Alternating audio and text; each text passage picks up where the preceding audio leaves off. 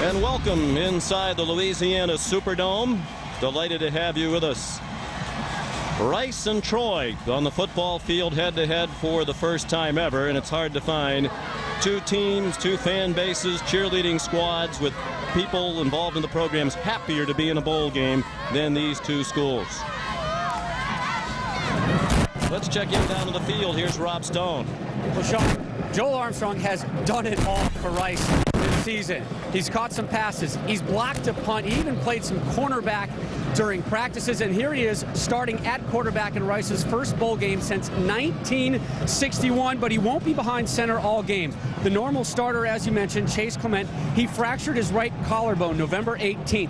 Last week he started throwing a Nerf football, people, a Nerf ball. On Monday, he was cleared to play. Yesterday, he was taking some first-team snaps. Sean, coach told me Clement will play tonight, and he's going to throw it extensively when they decide to slide him in, because this Rice team likes to chuck the ball. Troy won the toss and deferred, so Rice, dressed in white, will receive the opening kickoff from Greg Wibbs, a junior from Pensacola. Then the R+L Carriers New Orleans Bowl is underway. Mike Falco on the return for Rice, and he's chopped down at the 15-yard line by Cortland Fuller. And a fired-up band of Trojans, just a 14-yard return for Falco. Wouldn't be surprised, Sean, if you see Joe Armstrong throw a lot of short passes to get into some type of rhythm. And don't forget, they have a kid named Quentin Smith back there that's really come on as far as running the ball with some power and authority. Armstrong, the quarterback for the injured Clement, junior from Longview, Texas, was their starting quarterback last year when they were a wishbone team, 1-10 in the final season under Ken Hatfield as he retired. He keeps on the first play and goes for 19. Let's meet the Rice offense, introduced by running back Quentin Smith. The characteristics of the Rice football team are versatility and poise. One of the main targets we have is number 81, Jared Dillard, with great hands and 20 touchdown catches on the season. Moving on to number 50, Rolf Kruger, the madman up front with quick feet leading the way through the hole.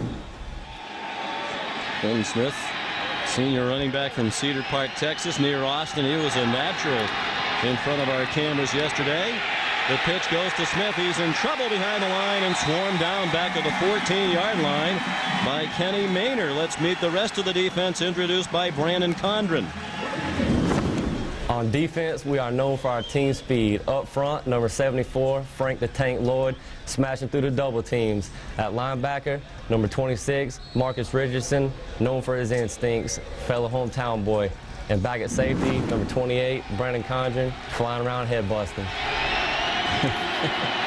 And proud of those guns as well, with plenty of art attached to them. Condren, a hard-hitting safety. He spends a lot of time up around the line of scrimmage. Armstrong's throw incomplete. Just beyond the first down marker intended for Taylor Wardlow. There is a flag in the offensive backfield for a hold that'll be turned down. One of the biggest concerns Major Applewhite, the offensive coordinator for Rice, had coming into this game. I asked him to characterize Troy's defense. Defense is built on speed, and that's shown early on. The second play, they tried to run the option. Troy too fast to get there, and right there they couldn't handle the speed of the pass rush of the Troy front four. Something they'll have to adjust to if they want to get in this ball game and get their offense in rhythm. Leodis McKelvin back deep for the punt from one of the best punters in the nation. The senior Jared Scruggs will be heading to the Hula Bowl All-Star game after the season. Best career punting average in Rice history, 41.5 yards per punt. Very high, and a fair catch made by Leodis McKelvin. Now Troy on offense. Here's the center, Zach Yenser, to introduce the group. Crowd noise isn't a problem for our team. I know it's a little unusual, but I'm the one calling the snap count for the Sun Belt champions, Troy Trojans. I'm snapping the ball to my boy Omar back here, very athletic, can tuck the ball and run, or he can find his main man down the field, Gary Banks. Gary's very good at yards at the catch. Takes a lot of people to take him down. 66 catches on the year for Banks.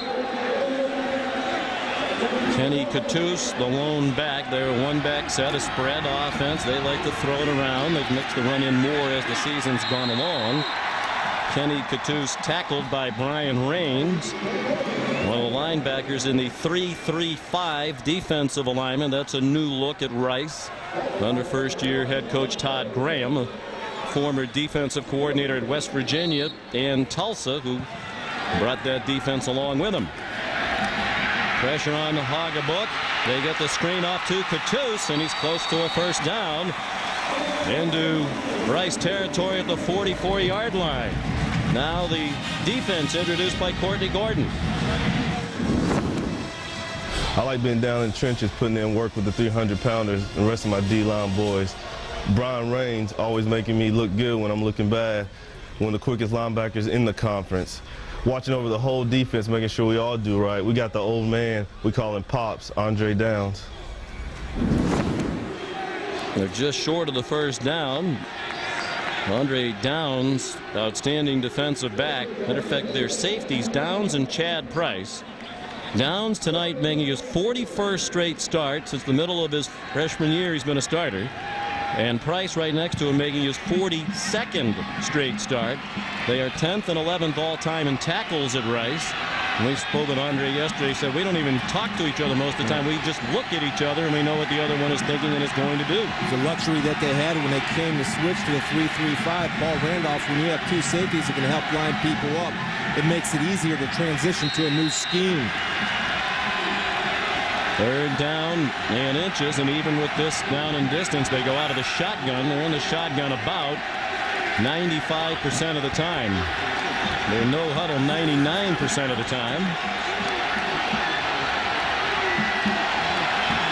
Hogebook wants to throw it deep and has a man open, and it's too long. Intended for Andrew Davis, a true freshman who can fly. It's hard to throw it over his head. He runs just under a 4.40, with the ball a bit too long from Hogebook. And we'll see what Coach Larry Blakeney and the Troy Trojans decide to do now on fourth down and inches. Yeah, I like the decision to go for it. Kenny Cattouse can go ahead and get you the tough yardage, plus Omar can run. Great call right there. They saw one-on-one coverage. Davis had him beat. The ball was just a little too long for the outstretch, but good recognition by Omar to go ahead and launch her deep. Take your shots down the field. Don't be shy. Justin Bray comes in and running back. Hogebook, a rare turn under center. He pitched it to Bray, who has the first down. They're now 16 out of 24 on fourth down this year. They go for it a lot. And Brian Raines made the tackle. The folks from Troy, Alabama, happy about the result of that play. Troy, Alabama, a small town just south of Montgomery. It's about a 4.5 to 5 hour drive from the Louisiana Superdome. Andrew Davis threw a key block right there. Now, if you're going to play in this offense as a receiver, you better be able to block downfield. Hogebook wants to chuck it deep again. He's looking for Taurus Rutledge, and again a bit too far.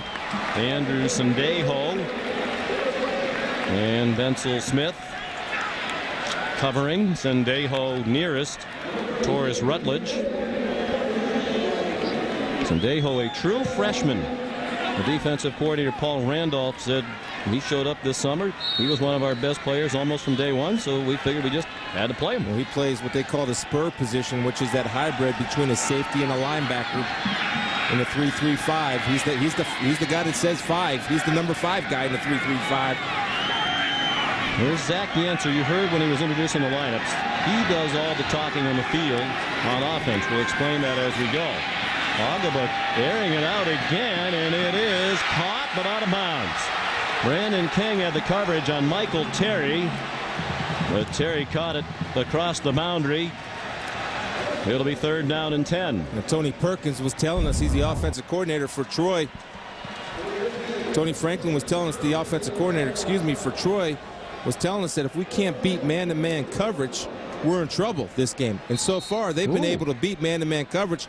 It looked like to me that he had the left hoof inbounds. Yeah, the Troy fans just saw the same replay you saw. It looked like Terry had his first foot in bounds. Larry Blakeney hates replay. It's under review. He'll like it in this case. Yeah, he has not challenged the play all year. And I don't think he needed to challenge that because I think the replay booth stopped it. Big East officials working the game. Tom Tomchik, the referee, over the headset. But it certainly looks like Terry's first foot is that left foot inbounds. And then the right. That should be a catch inside the 3-yard line. It's one of the most difficult catches to make as a wide receiver over your shoulder like that, where you almost have to lean your whole body back, and to be able to do that.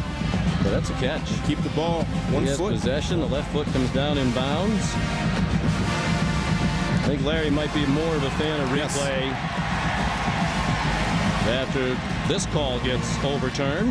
You know, that's what I like, though, about Omar so far, Omar Hogabuk in this game, is that he's not underthrowing the football, and it goes to the rule, if you're long, you're never wrong, where only his guy can get it, and it's just a matter of timing, Sean. They're going to keep chucking it deep because Rice's philosophy is we're going to get up and play a man, and right now, I don't think Rice can do that. Video evidence.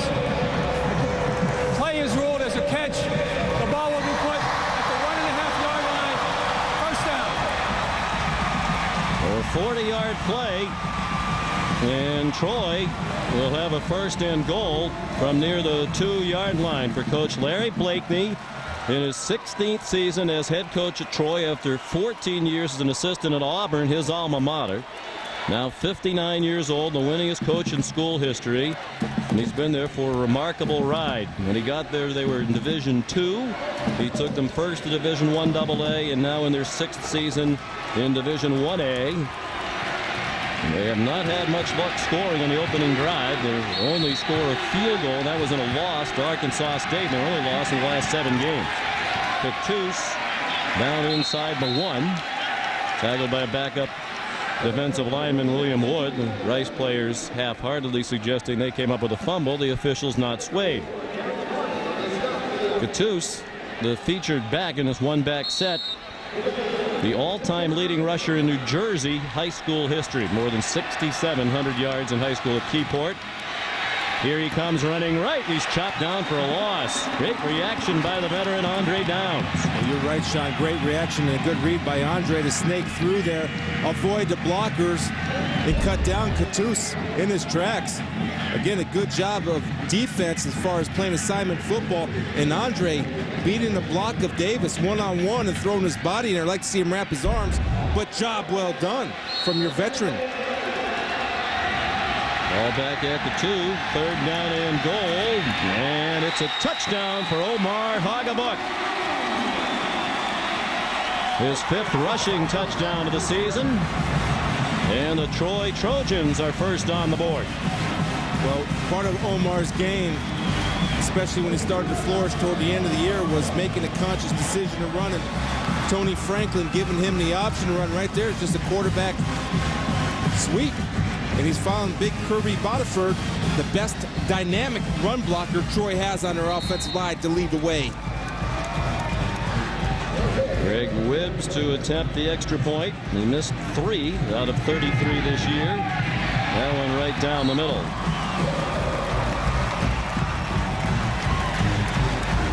Nine plays, 54 yards, 2.5 minutes for the Trojans to go on the board. Hogabuk from 2 yards out. You're Larry Blakeney. When you come out and start like that, you got to be happy with your team. I'm not just talking about the offensive start, going for it on 2 fourths down, but the defensive start, taking the fight to the Rice Owls. He played the big pass to Terry that was overturned upon an official replay review. Greg Wibbs kicks off again for Troy. And Mike Falco will take a knee about 3 yards deep in the end zone. So Rice will start again on offense from its own 20. Without their starting quarterback, Chase Clement, the sophomore, who was 6-2 as a starting quarterback this season, an honorable mention Conference USA. Has an injured collarbone. It's possible he could play. They'd like to win the game without going to him tonight. Joel Armstrong at the controls for most of the season, a wide receiver.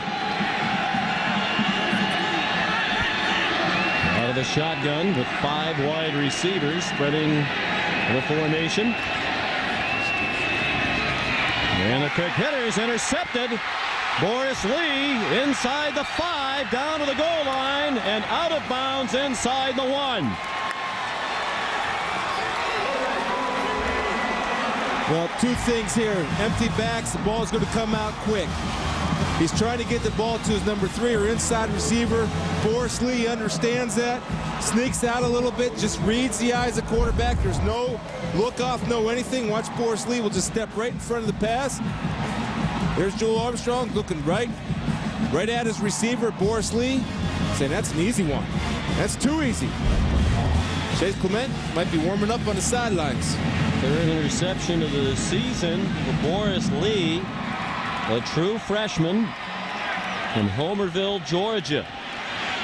First and goal at the 1, a chance to take a 2-touchdown lead now for Troy. Not right here on Big 71. Excellent run blocker, gets off the ball well. Corey Boniford.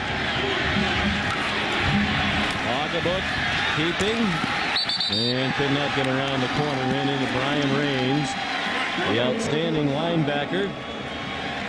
110 tackles coming into tonight's game to lead Rice. Matter of fact, that's the most tackles in a season by an Owl since 1995, when Larry Izzo, now with the New England Patriots as a special team standout, had 121.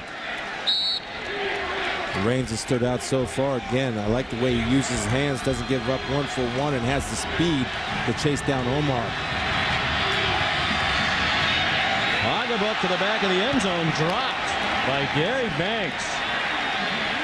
Their leading receiver, first team all Sun Belt. But they did not connect, and Banks was open along the end line. Just running a skinny post right there. The ball's a little bit behind, but that's a catch he has to make. And see him point. He's going to point up to the sky because he's telling his Omar Hoggabook to throw the ball up. Let me use my leaping ability to go get it. Got to catch that one. Yeah, you still need to catch that. Third down and goal. That's into the end zone again, and this time Banks has it for a touchdown. It's a well-executed play right there. They'll send Davis out on a little loop route to draw the safety and open up the middle of the field. Watch here. He's going to come here. That'll open up the middle of the field. He's not taking away inside. He has no chance. No chance at all. And Omar throws it low and inside, where Gary can make the catch for 6. Davis clears out that middle. It's open season. Now Greg Wibbs try the extra point. It's 14-0. The interception by Lee sets up the touchdown reception by Gary Banks, the 25-year-old former minor league baseball player, congratulated by the offensive coordinator Tony Franklin on the sideline. Didn't look like they'd be in a bowl game the way the season began for the Co-Sun Belt champs. They started 1-4, won their opener against Alabama State, then lost 4 road games to Florida State, Georgia Tech, Nebraska, and UAB. They come here having won 6 of the last 7, including a come-from-behind win against Middle Tennessee to earn a share of the conference championship with the Blue Raiders. Went on the road to win their last 2 at Middle Tennessee and at Florida International to share the Sun Belt title at 6-1 with Middle Tennessee State. Larry Blakeney's team got the bid to this bowl, which features the Sun Belt champs, by virtue of the head-to-head win over Middle Tennessee. Sun Belt champs are 1-4 all-time in this game. Quentin Smith returns the kickoff and slips down shy of the 25-yard line. The only Sun Belt champ to win in this game was North Texas in 2002. They beat Cincinnati. If I'm Todd Graham and Major Applewhite, what do I need to do? Well, I need to get number 81 involved some way, somehow. Guy with 20 touchdowns and 82 receptions on the year, Jared Dillard. He's my offense. Let me get him the ball. Major Applewhite, the offensive coordinator for the Rice Owls. A totally revamped offense, a wishbone team for many years under Ken Hatfield. A spread offense with a lot of different facets. Quentin Smith nearly collided with Armstrong. Armstrong kept it and goes down for a loss of a yard. Covered by Boris Lee, whose interception set up the Troy touchdown a moment ago. Major Applewhite there on the right. The youngest coordinator in Division 1A football this year, 27 years old. It seems just yesterday he was the starting quarterback at the University of Texas and setting career passing marks for the Longhorns. A graduate assistant at Texas, 1 year as the quarterbacks coach last year at Syracuse, and now a coordinator. And what a terrific job he has done. Armstrong throws short, caught by the true freshman Corbin Smiter for a gain of 6. Marcus Richardson made the tackle. Rice will go quickly without a huddle.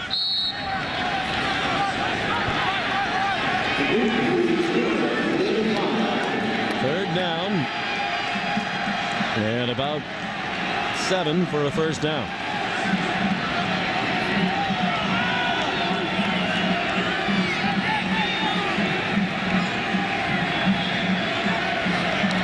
Armstrong out of the gun again as a man wide open. It's the freshman Smiter who almost took off. Looked like he lost the ball after he hit the ground, and they are ruling him down back at the 48-yard line. We talk about the recognition of Omar Hogabuk on the man-to-man coverage. Well, here's good recognition by Joel Armstrong, hitting Smiter right there, beating Ryan Babb in man-to-man coverage. If they can get that matchup, they'll take that all day long. Ball clearly came out after he was down. Ryan Babb made the tackle. 20-yard gain for Smiter. A quick hitter to Jared Dillard.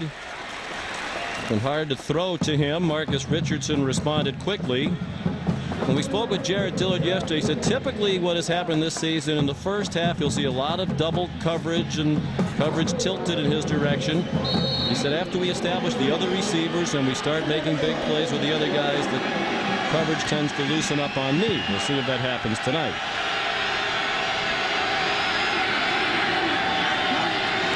Loss of about a half yard on the play on the connection with Dillard, just a sophomore from San Antonio.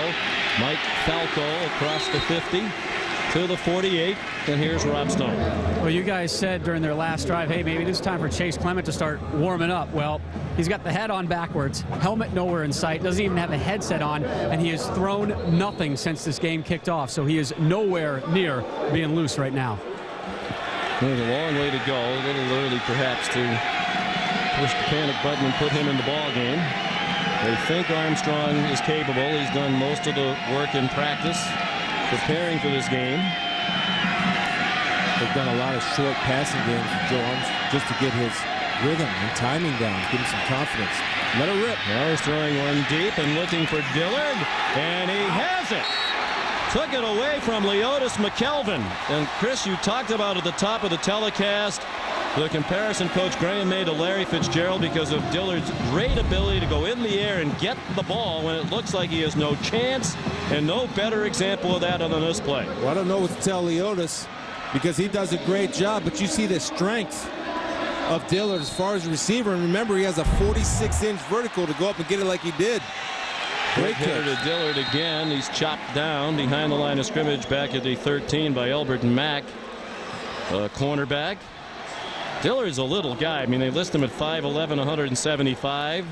He says that's accurate. He's not like some of the smaller players who try to claim they're bigger than what they're listed. But if he's 5'11", 175, he is barely so. Coach Graham says he has a 46-inch vertical leap. It says 43 in the write-ups about the team. But Coach Graham's one of those guys who might take a little latitude from time to time.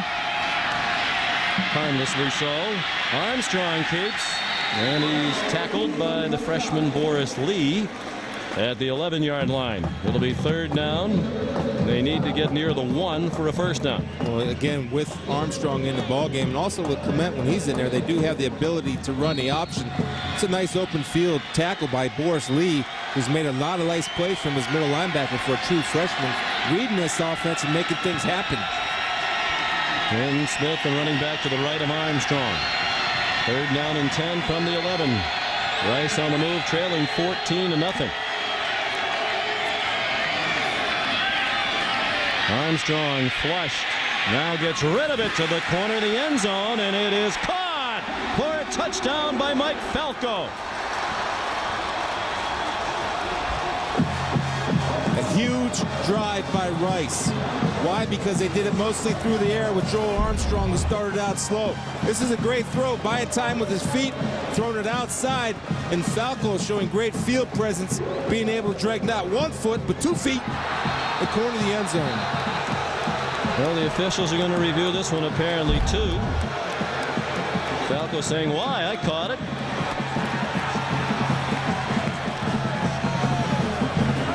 Falco, a senior from Scottsdale, Arizona. Saw Todd Graham looking up at the scoreboard trying to figure out if this call is going to stand. We'll have to take a look and see his feet, if his feet were up. Now watch right here. There's the ball. It's a well-thrown ball. Nice and outside where only he can get it. Looks like from that replay that the left foot is down and his left foot caught the pylon, and the pylon is part of the field. Yep, his toes were dragging on the ground.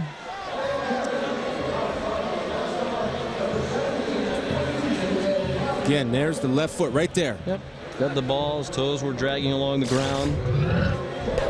After review, the play stands as called on the field. Touchdown. Good job by the boys in the booth. Outstanding, making sure they get it right. 2 close calls, and both of them correctly called and verified. First touchdown receiving of the season for Falco, a senior leader. Play running back and wide receiver. Came down to Rice or Boise State out of Scottsdale, Arizona. It chose Rice in part because they were coming off an 8-4 season. The extra point by Clark Fangmeyer up and good. So Rice is on the board. It's been an entertaining first quarter here in New Orleans. Jeez, Diesel, you know these roads just keep... At the Superdome pregame. Downtown New Orleans in the French Quarter coming back. A lot of the French Quarter not seriously damaged by Hurricane Katrina.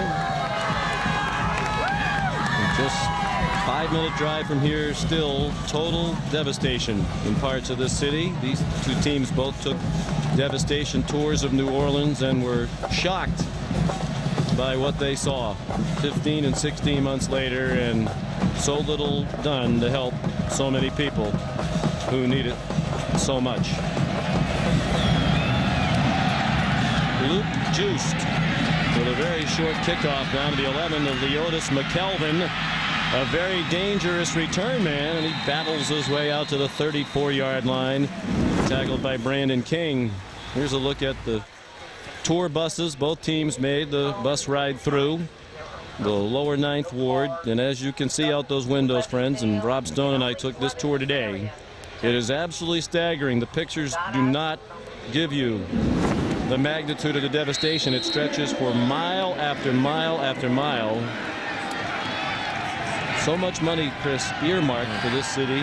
So many people around the country have raised money and sent it here, and yet outside of the blocks of downtown, you see very little evidence of much getting done, and it's very sad and very frustrating. Well, you just saw the faces of the kids, and when we sat down and talked with them yesterday, how much they were affected and how they want to do something, and that's part of rebuilding is getting this game back into the dome after it was being played in Lafayette, and R&L Carriers getting involved to keep it alive and give these kids an opportunity to come down here and be a part of it. Hoggabook's first down pass was deflected by Courtney Gordon, an outstanding defensive lineman. 2nd and 10. You'll see this a lot. Troy with this no-huddle offense. A lot of times they'll get over the ball quickly and then back away. Sometimes they'll go quickly and snap it. Hoggabook going deep again. Incomplete for Gary Banks. Lance Bird had the coverage. It is unique the way Troy gets the plays in, and Hoggabook's role on the field. They have several people on the sideline signaling in the plays. Got a guy with numbers back here. These guys are doing certain signals, and only one of them's hot. All the players are looking to the active signaler, and then Zach Yenser makes all the calls. He's adjusting the protections, calling out assignments, and handling the snap count. Hoggabook, the quarterback, doesn't say a word. When have you ever seen that before in football? He's just waiting for the ball to be snapped. It's tough to shut a quarterback up. That's one way to do it. That and an analyst. Pass deflected. It looked like the arm of Hoggabook was hit, and his pass fell well short of Michael Terry. It was Courtney Gordon in the backfield again. So 3 and out for Troy, as Jason Wright will come on the punt. Courtney Gordon, this is his last game as a Rice Owl. He really was fired up about playing this game and did a nice job with a speed rush, knocking Omar off balance to deliver the duck. Brandon King back for the punt from right. Spent 4 years in the program as a backup punter, 2 years as the holder, finally as a fifth-year senior from Dothan, Alabama, very near the Troy campus. He got the chance to be the starting punter. He's had an excellent year. Short kick under pressure here, and the fair catch made by King at the 30, the 36-yard punt. So Rice back on offense. Garrett Dillard and the Owls looking to tie up the game. Our college football bowl road trip continues. Tomorrow from New Orleans, not all that far away, to Birmingham, Alabama, and the PapaJohns.com Bowl, South Florida and East Carolina. Skip Holtz's Pirates, then at 4 Eastern on ESPN. Bowl breakdown special, followed by the New Mexico Bowl. The New Mexico Aggies against resurgent San Jose State. What a great job Dick Tomey's done there. Games are also available on ESPN2 HD, ESPN HD, and ESPN Radio. And friends and colleagues from the ESPN Radio here tonight, starting their bowl coverage. Joel Armstrong completed his last 7 passes on their scoring drive in their last possessions. They went 76 yards in 9 plays. Running the option and in trouble and dropped for a loss of a yard back at the 29 by Frank the Tank. Big Franklin Lloyd, not as big as he used to be. Used to be about 320, cut out the fast food. Now he's a svelte, according to Franklin, as we visited with him yesterday. 283 pounds. Yeah, and it does. He gets off the ball in a hurry. Right there, he created penetration, didn't stand up, block, worked down the line of scrimmage, and made a good open field tackle. But again, his ability to get off the ball first, knocking the offensive lineman into the backfield, allowed him to become a free runner. Franklin's second-team All-Sun Belt from Lynette, Alabama, near Auburn. Grew up a big Auburn Tiger fan and still is. Tommy Henderson the catch. Out to the 35. Boris Lee made the tackle. How about the fun these Troy defenders have with each other? Yesterday we visited with Franklin Lloyd, Marcus Richardson, Brandon Condren. Can't have thin skin if you're in that locker room. Yeah, the other two fellas, other than Lloyd, said every time we make a play, Lloyd takes credit. So it's always because of the work I did up in the front line, and you guys can run around and make plays while I tied up all the linemen. Well, he's about right on that. I used to tell my defensive linemen, you look good, I look good. You look bad, I look real bad. That's some great ones. On third down, Armstrong throws. There's a flag down. The catch made by Quentin Smith out of the backfield. Out to the 46, but a flag thrown back behind the line of scrimmage. 12-yard gain if it stands. Tavares Williams and Ryan Babb made the tackle. But it's coming back on a holding penalty against Rice. Again, that's one of the adjustments that the Rice offense had to make. Holding. Number 50 on the offense. 10-yard penalty from the previous spot. Replay third down. Was going from a power option type offense where they're run blocking all the time and adjusting into becoming good pass blockers in this spread offense. And Todd Graham hired Todd Dilbeck, first-year offensive line coach, former head high school coach last year, has done a great job helping these guys make that transition to be balanced blockers, both good run and pass. Rolf Kruger, the tackle called for the hold. Now third down and 15 back at the 25-yard line. Armstrong trying to set up a screen. A lot of work for Quentin Smith to do. He got 6, but nowhere near enough. Leotis McKelvin chopped him down. Marcus Pittman also in on the stop. They tried to run the check down versus cover 2. The only problem is nobody was getting out of there because the field wasn't being stretched. Plus Armstrong has to hold the ball a little bit longer to allow the defensive backs and the linebackers to get some depth if you want to work the check down. Troy defense can really run. Jared Scruggs punting to Leotis McKelvin.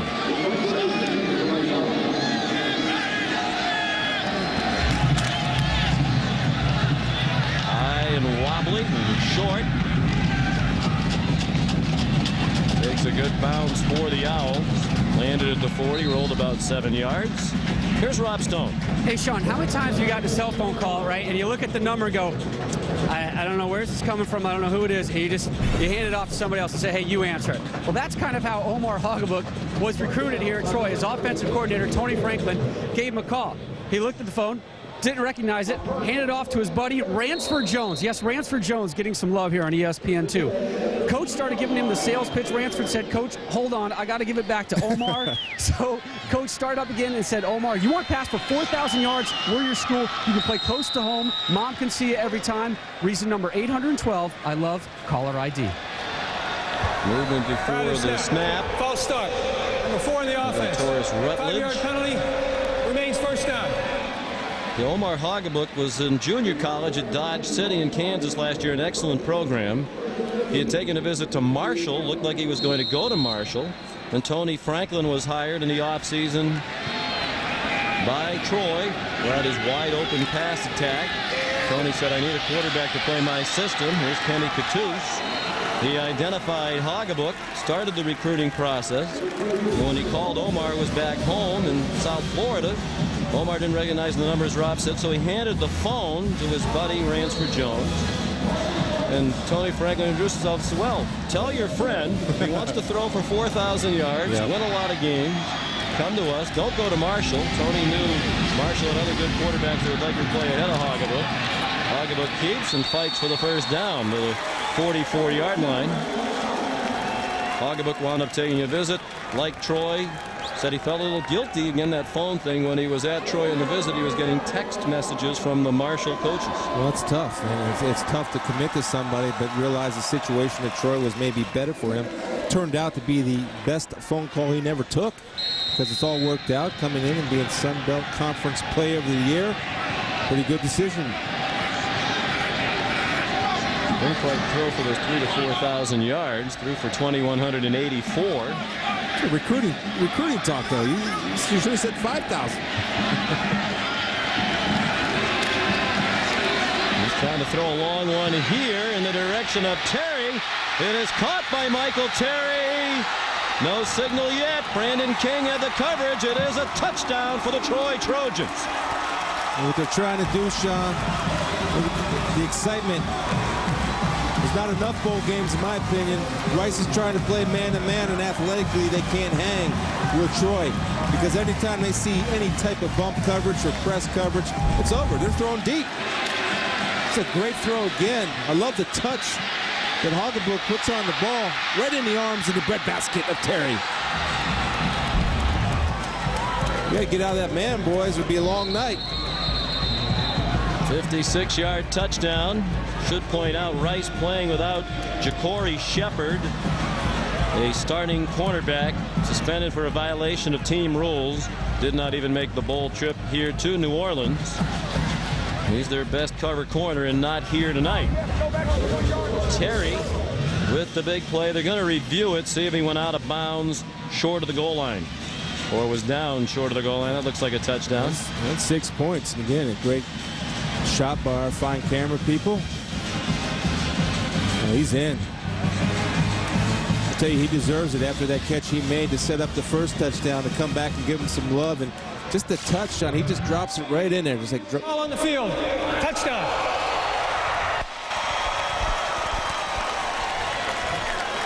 Drop it right stands the sophomore Terry with his 5th touchdown reception of the year.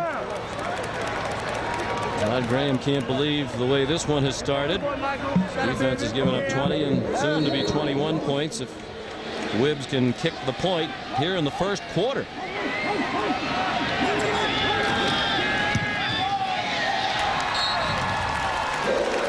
Greg Wibbs with the PAT. 21-7 Troy. They are one of the surprise NFL stories of 2006.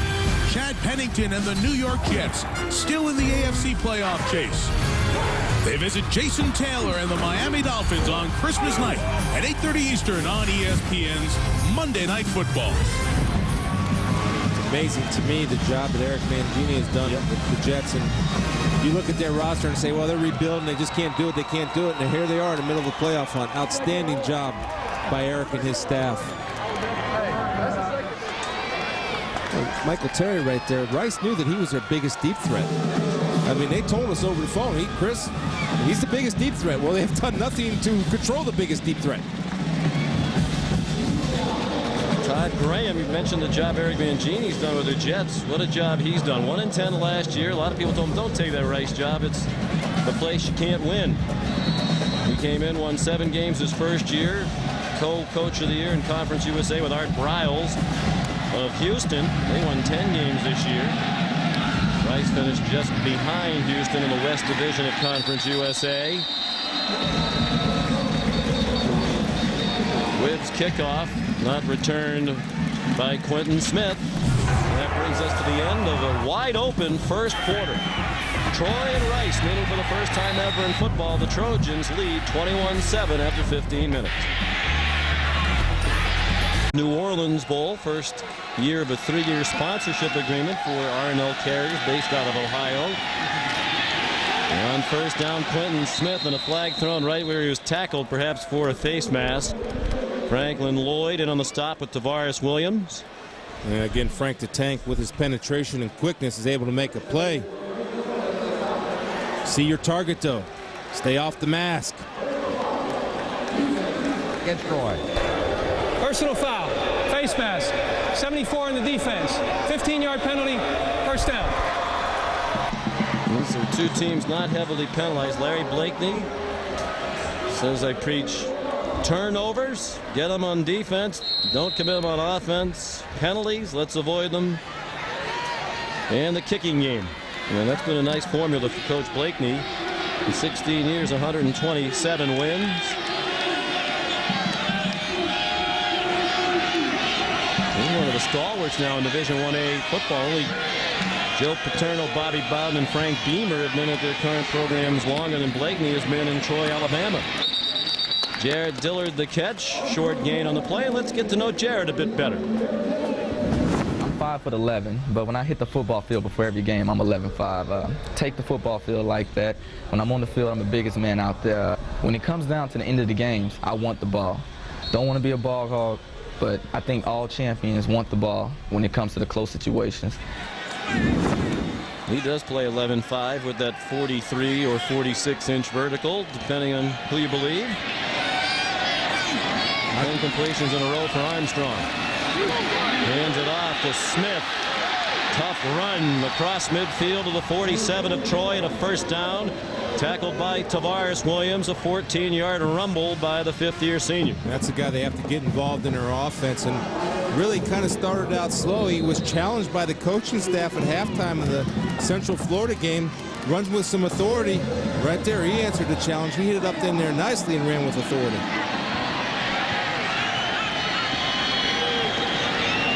Armstrong backs up into the shotgun.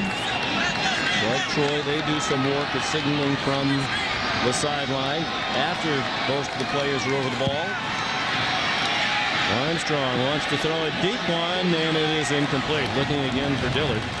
Leotis McKelvin had the coverage. Dillard wasn't lying about he wants the ball at crunch time either. 3 of the 6 straight wins Rice had to close out the regular season were decided on the final offensive play for Rice, and Dillard was involved in all 3. Had a game-winning catch against UAB with 3 seconds to go. Had a game-winning catch in double overtime to beat Tulsa, and set up their game-winning field goal at East Carolina with 51 yards of receptions on their final drive. Got a star, let the stars shine. Throw it up there and let him go get it that time. Kelvin did a nice job, more patient before he went up for the ball. Blocked Dillard out. Quick throw this time by Armstrong. It's Corbin Smider who gets upended by McKelvin at the 40, but still a quality gain for Rice, nearly 8. And will give them a manageable 3rd down. Quality gain and a quality tackle by McKelvin, taking the bigger Smider, picking him up on the shoulder. That's a 1-step and wrap, 2 steps and squeeze. Lifting the man and slamming. 3rd down, a little under 3 to go for a first down for Rice. Early second quarter, Troy leads 21-7. Troy came into this game having scored 23 points in the first quarter all year. Spread out over 12 regular season games. Falco with the run after the catch has the first down. Banged out of bounds by Brandon Condren, the fifth-year senior from Pensacola, Florida. 7 yards, first down. Well, if you want to be in this offense, you can give an assist to Jared Dillard right there. Did a good job. Not a devastating block, but enough of a push on Elbert Mack to allow Falco to get the corner and get the first down.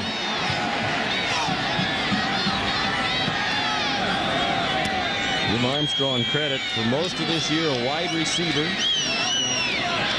Spent some time in practice as a defensive back. Joel Armstrong, the starting quarterback, has blocked a punt this year for Rice. With the injury to Clement Backett, quarterback, and playing very well here in the first half. Trying to escape the rush. And throws it away. Pursued by Boris Lee, the linebacker, came on a blitz. There's a situation where he had Dillard open in the end zone, or one-on-one at least, with Leotis McKelvin, and didn't quite trust it enough because Leotis had good coverage last time to throw that ball up for grabs and trust that Dillard is going to use that great vertical and out jump Leotis. But I'll tell you, McKelvin has answered the call tonight. He's been on good coverage, and he comes up and he's a physical corner. 2nd and 10. Boone Smith, the lone running back to the left of Armstrong. Might be changing the play after conferring with the sideline.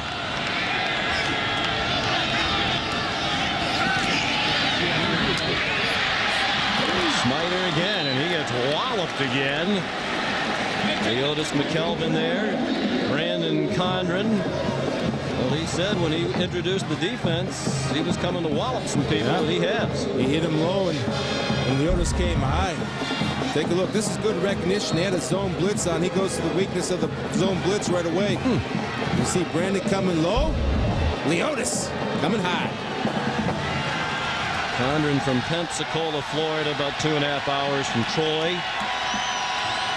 He was a cornerback in high school. The pass batted down and nearly intercepted. Cameron Sheffield, a backup defensive lineman, true freshman from Portal, Georgia, had his hands on the ball, couldn't corral it. 4th and 4. See what Todd Graham does, down by 14 points. In field goal range. From here it would be about a 43-yarder, and the field goal unit will come on. They have 2 field goal kickers. Clark Fangmeyer attempts the shorter kicks. Coach Graham told us yesterday 42-43, about the longest that he'll try. Then they go to Luke Juiced. So this is about as long a field goal as they feel comfortable having Fangmeyer, the true freshman walk-on from Houston, try. And it just did have enough. The coach knows what his kicker can do. That's it, 43 yards. He got it up. I don't know if he hit it solid, but it was enough to get over and get him some points. It's a career-long field goal for Fangmeyer, now 8 out of 11 for the season. Wasn't pretty, but effective. Leading 21-10. We're early in the second quarter, and both quarterbacks are already over 100 yards passing. Armstrong, of course, had the interception picked off by true freshman Boris Lee from Troy that led to Troy's second touchdown. But I want to see Rice. They may have to make some kind of adjustment, because if they keep playing man-to-man, it's bombs away, baby. Onside. Luke Juice, the onside kick. Rice had a great shot at it and couldn't corral it. Brandon King looked to be in a great spot. The cornerback from Mossport, Mississippi, couldn't get it. Watch right here. They do a great job of executing, taking out the potential receiver. And Terrence Morse does a great job where Brandon King comes up. Look at that. That's great coaching right there. Understanding not to go for the ball. And all Brandon King has to do is secure it, and it's first down. Yeah, it was coming at him pretty quickly. Moore was taken out by Bensel Smith. But King couldn't corral it. Coach Graham into the bag of tricks. It doesn't pay off. An excellent field position for Troy at the 49-yard line of Rice. Omar Hagabook. They snap it to Justin Bray. He's going to throw it back to Hagabook. Great catch over the shoulder. And how about the run after the catch for a first down? down near the 38-yard line. That play looked like it was a disaster waiting to happen.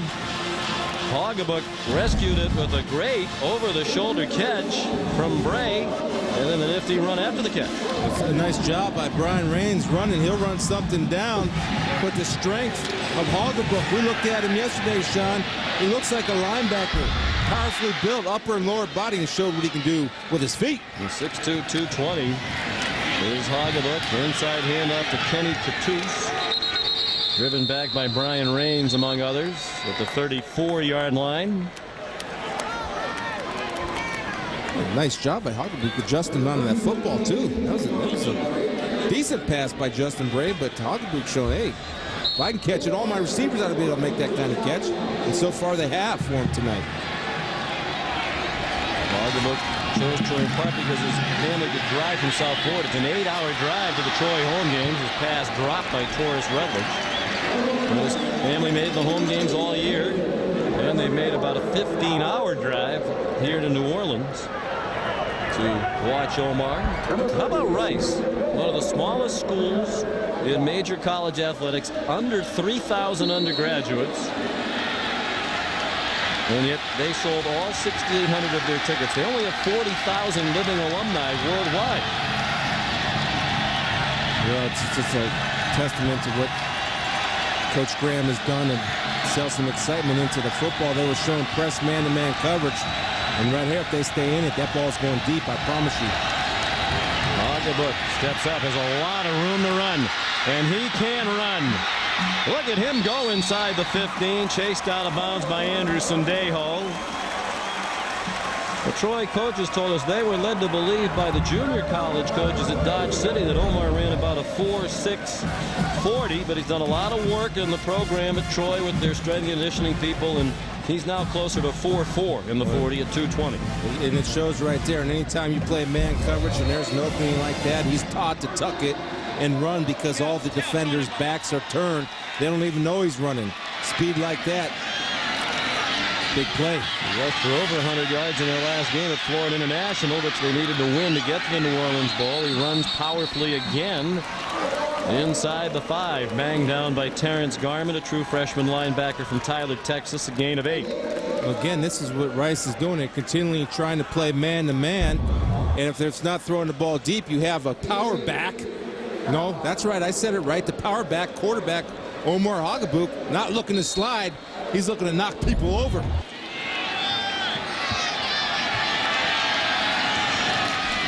Now Cattouse, drop for a loss.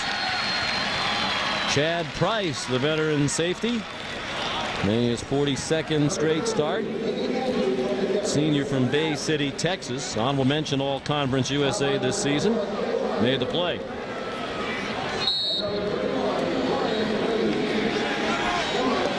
So the 3rd down. Lost back to the 7. 3rd down and 5. 3 receivers bunched tightly near the boundary on the right. Hoggebuk looked in that direction, now throws into the end zone, and it is caught by Andrew Davis. Touchdown, Troy. Celebrate, Omar. Celebrate your toughness. What a job of hanging in there to the very last second, knowing you're going to get whacked. To deliver the ball with a courageous throw in traffic, only where your guy can catch it. Andrew Davis running along the back side of the end zone, making a great catch. But toughness, hanging in there, and delivering a strong throw, knowing you're going to take the shot. Omar. 3rd touchdown pass of the half. The extra point up and good from Wibbs. The Troy Trojans, still 9:41 remaining till halftime, have 28 points on the board. Out of that unique formation, Davis, the touchdown reception.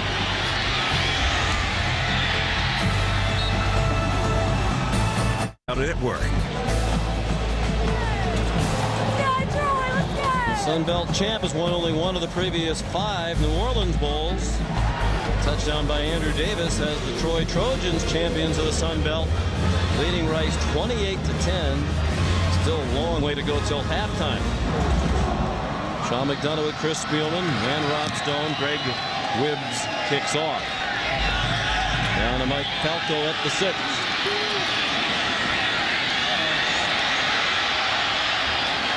Picking his way across the 30 to the 31-yard line. 25-yard return.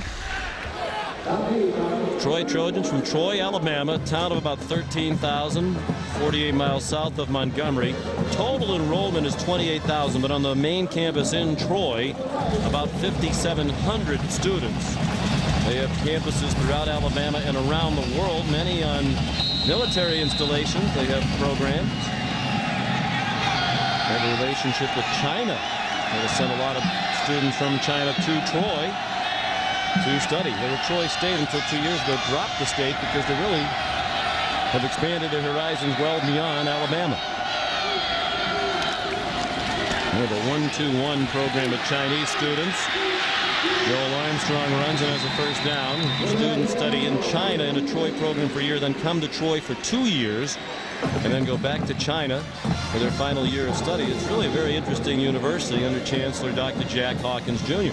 Yeah, it is, and just the ability to develop these players not only as athletes but as students is remarkable, and to bring China into it is an experience like none other. He believes the exposure from having a big-time football program is a part of the development of a university. Their university has grown really as the football program has moved from AIA to Division II to 1AA and now Division 1A for the last 6 years. Armstrong's pass too hot to handle for Mike Falco. It'll be second down and 10. I like the decision-making of Joel Armstrong right there. He's just got to be a little bit more patient. He recognizes his own blitz. He goes to the backside of the pressure where it's open. He's just got to deliver the ball. Start throwing a little bit too much juice on there. Take a little off. Make a catchable pass for your guy.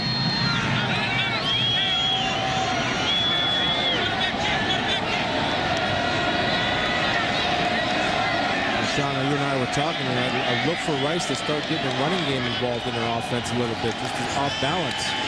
They have an excellent back in Clinton Smith, but they've leaned heavily on the pass, and Brandon Lang has a sack of Joel Armstrong. First sack of the night for the Troy Trojans. Lang, who committed out of high school to the University of Georgia, was a very highly recruited player, had academic difficulty, went to prep school, basically was out of competitive football for about 2 years, but has battled back in the classroom to earn an opportunity to play here tonight. Brandon Lang right there was chop blocked, but he never lost his feet, used his hands, popped up, stayed on the play, and made the play. Now third down and 16.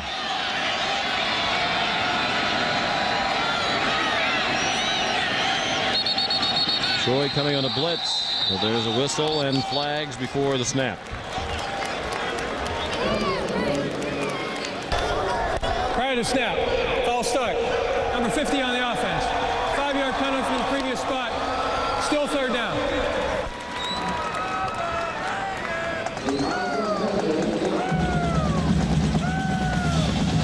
Time now for our Aflac trivia question. We want to know which former Rice head coach has a trophy named after him.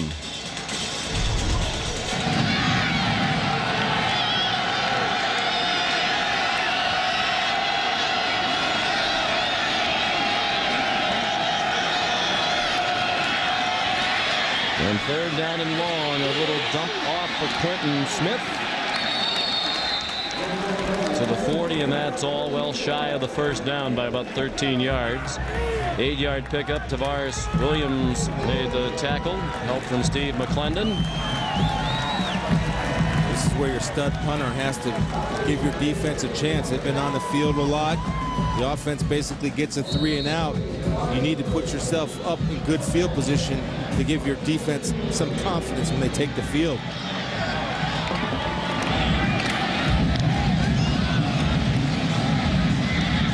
Jared Scruggs punt handled by Leotis McKelvin. And he's taken down at the 33-yard line by Courtney Gordon, starting defensive lineman down there in punt coverage. 37-yard punt and a 9-yard return. After him, and the answer is John Heisman. Wow. Rice's first full-time head coach back in the mid-1920s. 14-18-3 was his record as the Rice coach. most of their successes in football came in the 40s and 50s under Jess Neely. Coached them for nearly 3 decades. Penny Cattouse banged out of bounds by Bensel Smith. Flag down on the play. I think they're going to get a holding call. On the left defensive end, which allowed them to run the hump. Holding. 71 offense. 10-yard penalty for the previous spot. We play first down. Will be Bodiford. The excellent tackle, second team all Sun Belt this season. Moved from guard to tackle in this new offense this season. You asked him about it yesterday. He said the biggest difference this year was they made the transition from a power high football team to the spread offense. We need to be able to run. Those linemen are running all over the place on these bubble screens. Yeah, they all had to drop weight. Zach Yenser, too, dropped about 15 pounds. He said Coach Franklin told him the new offense would be fun, and it has been fun for the Troy Trojans. East on the reception for Troy. And Marlowe chopped down at the 25-yard line by Terrence Garman. It's interesting. Troy's kind of, they nick at you, then they'll take their shots downfield as soon as they see any type of man coverage. Hogebook dumped it off to Cattouse. And Garman managed to get him across the boundary. Short of the first down marker. Gain of 11 on the play. And then it'll be third down from the 37, third down and 6. Here's Rob Stone. Well, guys, that's Chad Price, starting bandit for Rice. Dual calf problems, cramps. He's had ice bags rubbed down on both sides of cramps. He's walking like I wake up and his feet hit the floor and he can barely walk. That's him going into the locker room right now. Third down and 6. A lot of Owls up and on the line defensively. Going deep, Sean. Hogebook under pressure, throws. It's caught. The curlback might have cost them the first down. Gary Banks the catch. Tackled quickly by Lance Bird. Banks trying to circle back to get away from Bird. Might have lost the first down yardage. He's about a yard shy. He's coming back to the football. First of all, Troy's offensive line's doing a great job. If you're going to play man pressure like Rice trying to do, and you can't get any pressure on the quarterback, it's going to come back to haunt you. They've got to be able to create some type of pressure. They can't let Omar Hogebook sit back there and just pick him apart, because he'll do it. He's proven he's that accurate. Brandon King back for the punt from Jason Wright. Wright spent the summer as an intern in the Troy Media Relations Department. He'll graduate with a degree in journalism. He's going to return to the Sports Information office this spring as the primary contact for the baseball program. Very good baseball program. Timeout Rice. They had trouble getting ready for the punt. Great time in New Orleans. Sun Belt co-champs leading Rice 28-10.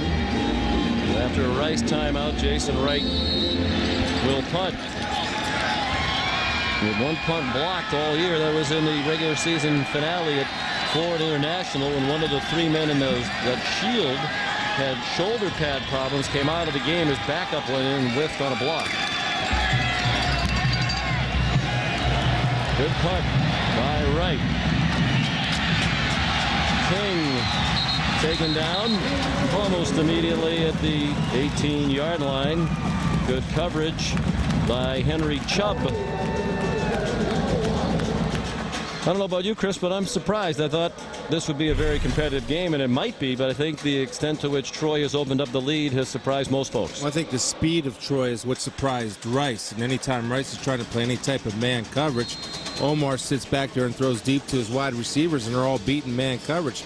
Now, Rice can pick it up and mix it up a little bit with some zone, and they've got to create pressure on the quarterback. If they don't, it's going to be a long night for the Owl defense. Joel Armstrong handed it off inside to Quentin Smith. He's a 1,000-yard rusher this season, rushed for 1,092 to earn second-team All-Conference USA honors. the first season in the history of the Rice football program where they had a 1,000-yard passer, rusher, and receiver in Clement, Smith, and Dillard. And an offense basically put together piece by piece by Todd Graham and Major Applewhite. Well, Todd knows what he likes, and he told Major come in, and Major's requirement was that he can use his terminology. So everybody can be on the same page, so he can teach it. Dillard tackled immediately by Leotis McKelvin. Todd Graham said that's one of the reasons he hired Major Applewhite, because he wanted somebody who didn't really have a preconceived notion, wasn't wed to a particular style of offense. Todd Graham wanted to play an offense similar to what they run at West Virginia, where he once coached under Rich Rodriguez.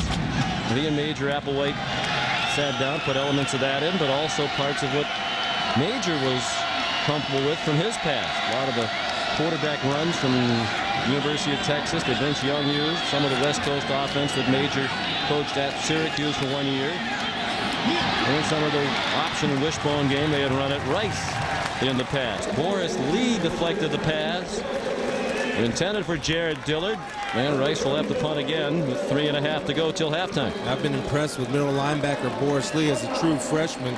Usually those guys are pretty stout against the run, but it takes some time to get a feel for the throwing game. And right there, Boris Lee, again, reading the eyes of Armstrong and getting his hands up to help on Dillard, knocking the slant pass down. Another 3 and out created by Jeremy Rowell's defense. Jared Scruggs the punt, fair catch by Leotis McKelvin. At the 43, let's get a halftime preview. Here's Reese Davis. All right, Sean, coming up at halftime, bowl season, we'll find out which conference will shine. We'll also give you the latest on the Duke lacrosse case and the legal maneuverings there. And Allen Iverson suiting up for the Denver Nuggets finally. He was not in the starting lineup. Presumably that had nothing to do with George Karl's desire not to run up the score. See you at halftime, Sean. Oh, no matter what the sport or topic, Reese always quick with a pertinent quip. Troy looking for more before the half. Excellent field position from their own 43. Kenny Cattouse slammed on the line for a yard or two. George Chukwu and Terrence Garman on the tackle. Big George Chukwu, junior from Houston, Texas, a 300-pounder. Honorable mention All-Conference USA this year. He had a big sack late in the game in the last game against SMU as they clinched the bowl bid. And that defensive line, one of the biggest adjustments they had to make was going from a 4-man front to a 3-man front. A lot of two-gapping in there for the big fellas. Augerbook with a lot of time on 2nd and 8, and he's on target for a first down. Ball comes out after, and now they say it's an incomplete pass. Smokey Hampton, the intended receiver, senior from Tallahassee, who was questionable tonight due to injury. Again, you see where Omar has the ability to strike, and that's a great job of Marcus Ruckus coming in, slapping that ball out. And you might wonder, that could be revealable if he had possession of that football. They blew it dead and incomplete, so it's non-revealable. Hampton, shoulder injury in the regular season finale. Weren't sure he'd play. Might be in there in part because Gary Banks, their leading receiver, limped off after their last possession. They called timeout. The clock was running down. Timeout. Troy. Now that's where first timeout. Omar has to be the one to speak up because he's responsible for the play clock. Obviously, even though Zach Yenser gives the snap count, he can't see the shot clock or the play clock. So Omar has to be the one to call the recognition of the play clock and call timeout so they don't get a penalty. It doesn't happen very often, but they are in danger of a delay of game penalty. Here's Rob Stone. Well, guys, Troy doing this without wide receiver Gary Banks. Banks had their second touchdown to put him up 14-0, and he was sent into the locker room to evaluate his ankle. He had rolled it. They sent him into the locker room. He's come back out. They retaped it. They thought he wasn't going to be able to come out at all. They were telling me he was going to be a second-half play at best, but here he is trotting on back out and going to try and get his tail back in there. He's a 25-year-old junior out of high school in Melvin, Alabama. He was drafted in the 5th round by the Chicago Cubs as an outfielder. Spent 3 years in rookie ball and A ball in Mesa, Arizona, Boise, Idaho. struggled, typically hit about 240 each year. They tried to make him into a switch hitter. That didn't work. He came to the realization he wasn't going to be a Major League Baseball player. So at age 22 came to college. He had originally committed to UAB out of high school. Thought about going there. He was a quarterback. They had Darrell Hackney for a couple more years, an outstanding quarterback. So he started looking around, got in contact with Troy, came to Troy as a quarterback and made the quick conversion to wide receiver, and has been one of the best wide receivers in the history of their program. Very impressive young man, 25 years old now. Married, his high school sweetheart Chandra. They're expecting a baby girl in March. Devoutly Christian young man. Hoggebuk finally sacked back at the 35-yard line. First sack of the night for Rice from Bio Benibo. Bio Benibo, also a running back. They want to create speed as far as getting the pass rush, and that paid off right there. Benibo comes off the corner on the X stunt or switch game. Hits it inside, doesn't quit on the rush. Omar holds the ball. Benibo finishes. Help the team any way he can. Yeah, he's a special team standout. He stays on the field for special team. Running back, defensive end, and an excellent student, 3.51 in political science. On the ESPN magazine All-Academic District Squad. A lot of excellent students on this Rice team, rated among the top 20 universities in the country. Rice punt down at the 25-yard line. Saturday night, the Bowl road trip continues on ESPN. Two high-powered offenses take the field. Tulsa takes on Utah in the Bell Helicopter Armed Forces Bowl, formerly the Fort Worth Bowl. It's on ESPN 8 Eastern Time, also available on ESPN HD and ESPN Radio. The Utes playing in a school record 4th consecutive bowl game.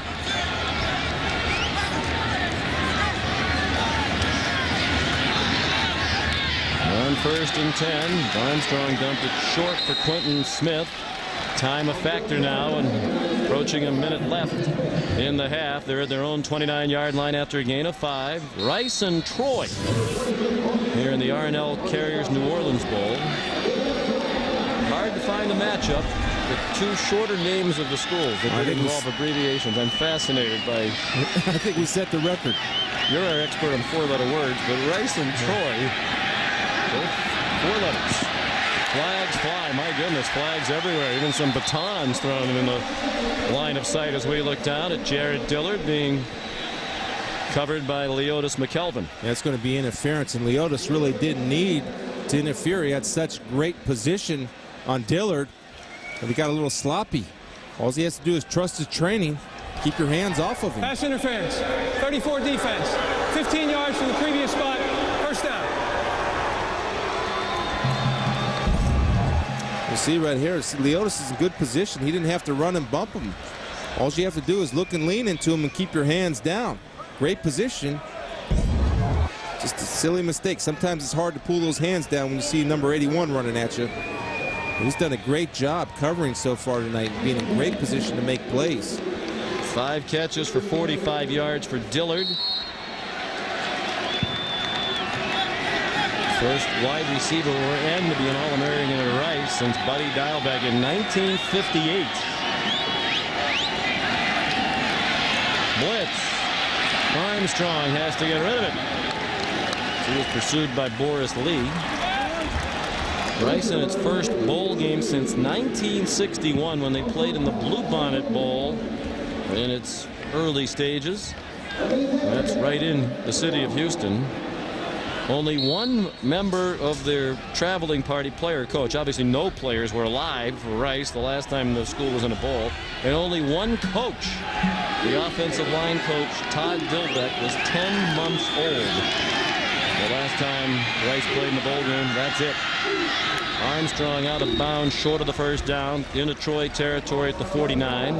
7-yard run, chased out by Marcus Richardson with 27 seconds to go in the half and 2 timeouts left for each.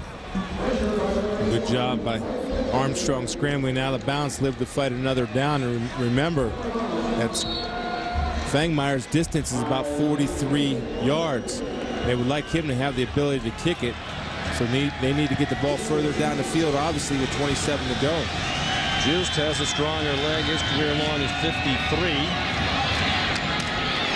They pick up the first down to the 44-yard line. Ryan Babb, the hard hit on Mike Falco. 5-yard gain and a timeout now called by Todd Graham. 42-year-old head coach, Texas native. Said he had to change the culture. There's only one person left in the football program from when he got the job in January. He interviewed for the job 1 year ago today. Got the job on January 2nd.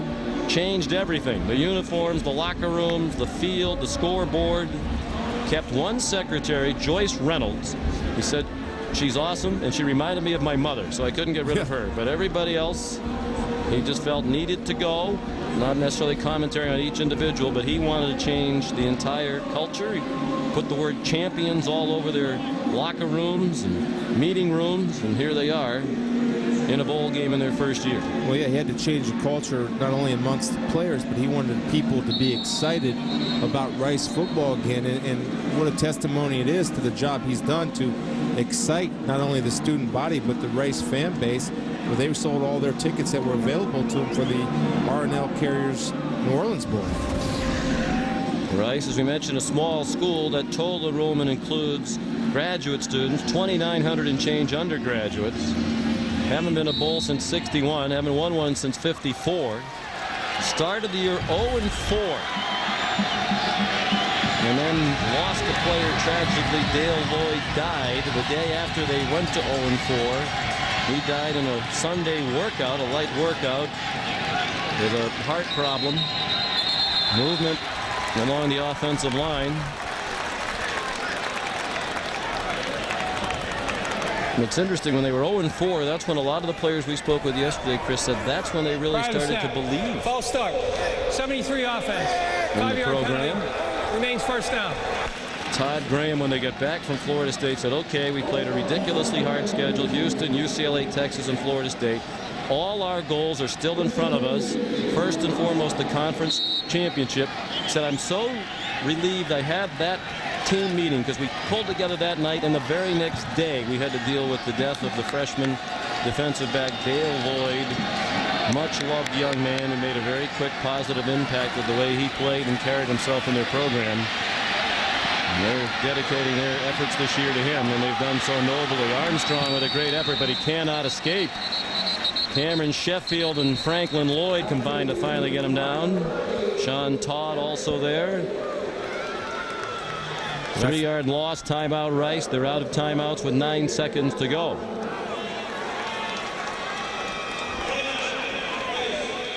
How proud are you?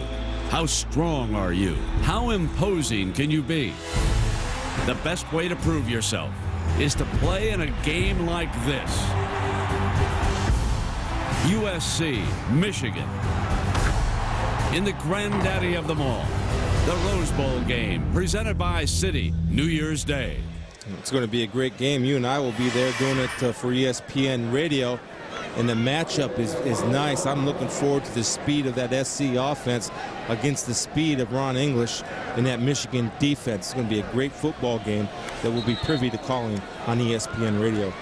ESPN Radio has the majority of the 32 bowl games this year, including tonight's. Our pals Dave Rebson and Jerry DiNardo, Todd McShay in the booth. There they are. Dave Rebson in the middle. There's Coach DiNardo on the right. Todd McShay in between. Ivan Sokolsky on the left. In the front row there with the headset on. Their fine producer. I guess they don't have to dress for radio, huh? No. Wow. And now we'll have to buy dinner when we're in Pasadena after we gave them a little love on national TV. They put a couple seconds back on the clock. 11 seconds to go. No timeouts for Rice. The deep ball by Armstrong. Looking for that great leaping ability from Dillard. He was double covered and couldn't come away with it. They had Albert Mack on the outside. Tavares Williams coming from the inside safety position. And I know Jared Dillard can get up in the air, but Tavares Williams got up just at the same height of Dillard, was able to disrupt the catch. Now you throw one in the end zone, throw it to Dillard again.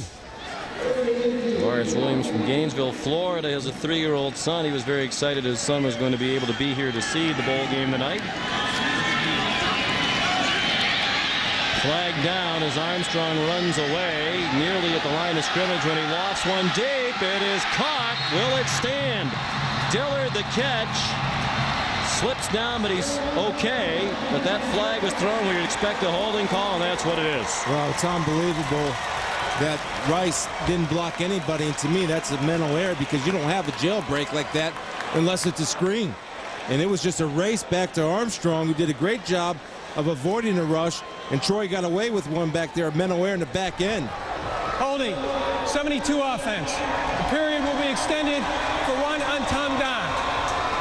3rd down. Robbie Hios.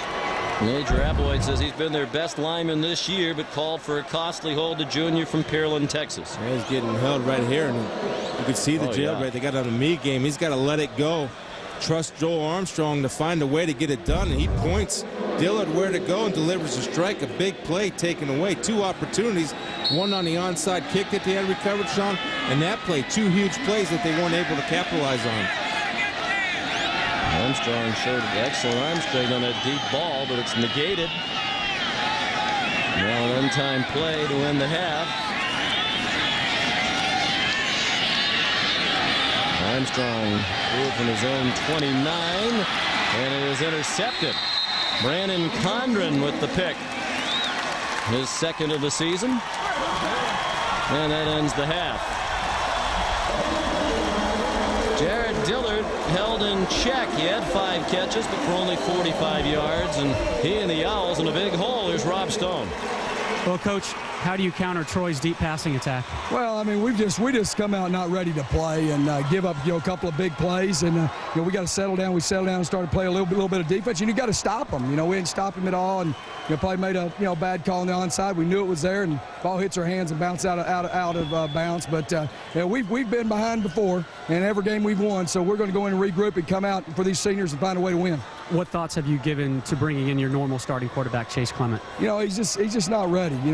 He wants to play. He's been cleared, but he's got a broken collarbone, and we just don't feel like he can protect himself. So we just don't right now. We don't feel good about that. Coach, appreciate your time. Thank you.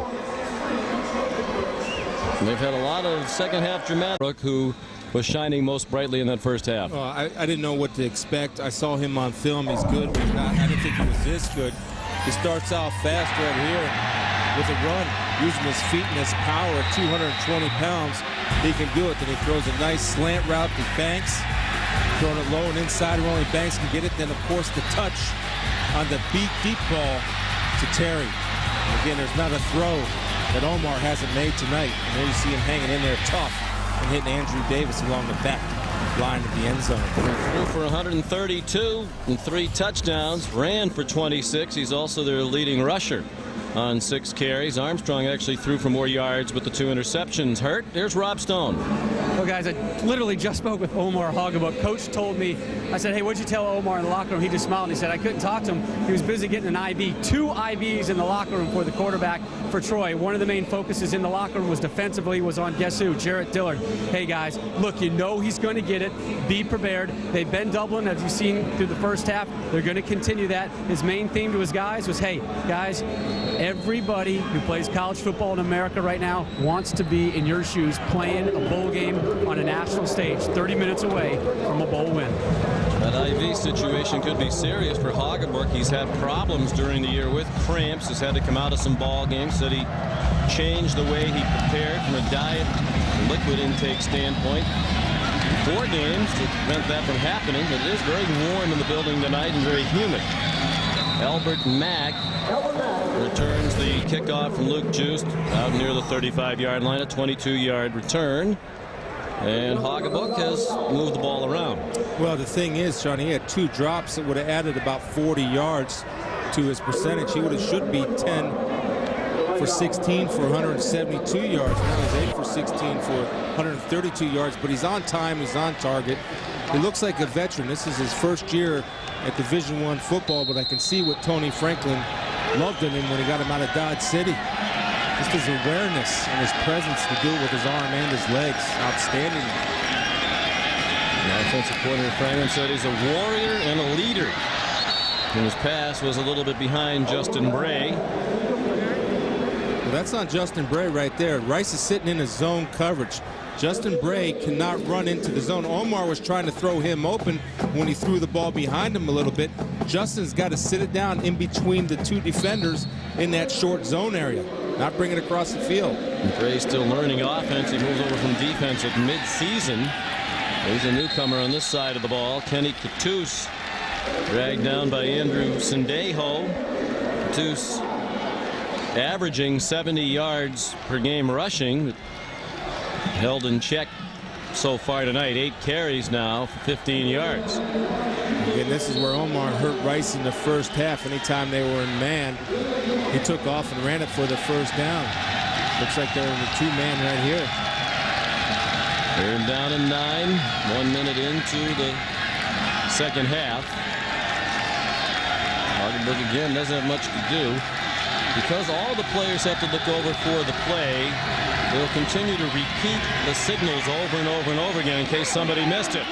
They all got the message that time, and it's Smokey Hampton on a big play.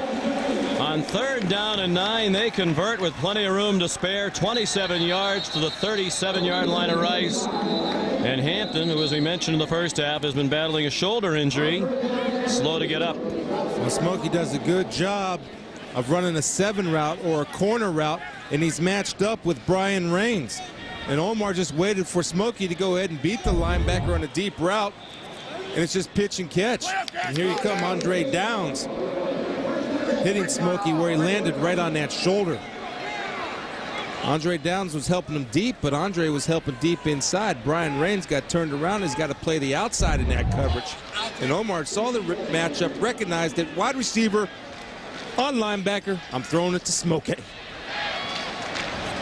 Hampton, 25 years old, married with a young son from Tallahassee. Grew up a big Florida State fan. Used to go to games at Doak Campbell Stadium. Wasn't recruited by the Seminoles. Went to junior college at Garden City. And then good to see him up and running off. He wanted to play bad. It's his senior year. He wanted to make an impact. He dropped the ball earlier in the first half. About a 20-yarder he dropped. But right there he makes a great catch and runs a nice route, exploiting the man-to-man on the linebacker. Yeah, one of the biggest catches of the season in their win at Middle Tennessee State. A touchdown catch with just more than 2 minutes to go to get them within 6 points. They recovered the onside kick and scored again in the final seconds to post a dramatic victory over the Blue Raiders and earn ultimately a share of the Sun Belt Championship with Middle Tennessee. Augenberg on a design run to the 29-yard line. He got 7 before Terrence Garman got him on the field turf. Well, he gave Terrence Garman a little shake and bake. And Terrence had him in his sights for a 2-yard gain. And Omar was giving a shake and bake, gave him a leg and took it away and got 7.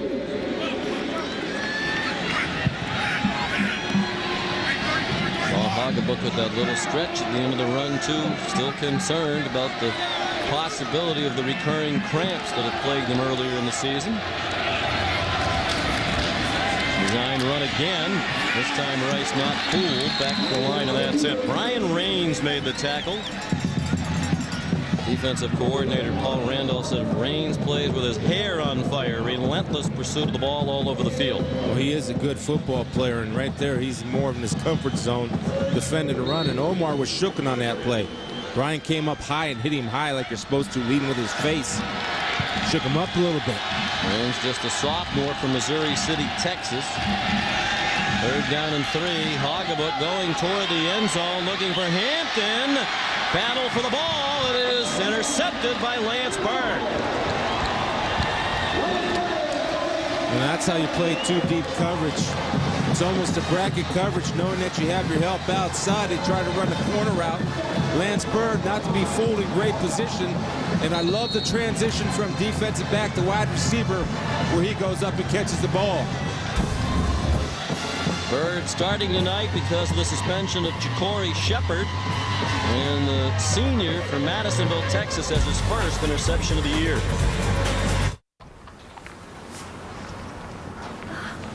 First bowl game since 1961 for Rice. Looking for their 7th win in a row. 6 wins to end the regular season. Their longest winning streak within a season since 1949. Go, baby, go. Armstrong tackled in the open field. Nice tackle by a great tackler, Brandon Condren, the safety from Pensacola. You're right, Sean. It is a good open field tackle. Joe Armstrong's not easy to bring down, and Brandon's got to do a job not only in this game, but he has the opportunity to go over to Hawaii and play in the Hula Bowl to make something happen and catch notice of the next level guy's eyes. He's with the size, the speed, certainly the toughness. That's the future of the next level. Troy has sent a couple of pretty good players to the NFL on defense in recent years. DeMarcus Ware, first-round choice to the Cowboys. And O.C. Umenyiora with the Giants. Taylor Wardlow, the tight end, with the catch right down the middle of the field. Armstrong on target. 29 yards, reason to celebrate for the Owls. Wardlow, his 10th catch of the year. He's a wide receiver who they just turned into a tight end. He's only 205 pounds. Yeah, if he's going to play Tampa 2, your middle linebacker's got to run through the hole. If he doesn't run through the hole, that's what happens. You exploit it. Good job by Joe Armstrong recognizing that. And Wardlow splitting the safeties, beating Boris Lee. Wardlow, a freshman from Grapevine, Texas. Throw to the far sideline, intended for Corbin Smiter, another freshman, and it's incomplete. Let me show you what this Tampa 2 is, Sean. Tampa 2 is having 2 safeties deep, and it depends on the middle linebacker running deep, taking the middle of the field. Watch Boris Lee. His head will turn around, and he'll look for the ball as Wardlow just runs past him. And a good job of dropping the ball over the linebacker in between the safeties by Joel Armstrong. Bad execution of Tampa 2 right there, Boris. First mistake he's made in pass coverage, by the way, tonight. Wardlow has a bright future when he fills out. Smith's Chance Talbot was their starting tight end from the program. Jared Dillard, the intended receiver. Albert Mack had good coverage. Did a good job on Dillard. He was one of the 3 finalists for the Biletnikoff Award. Best receiver in the country.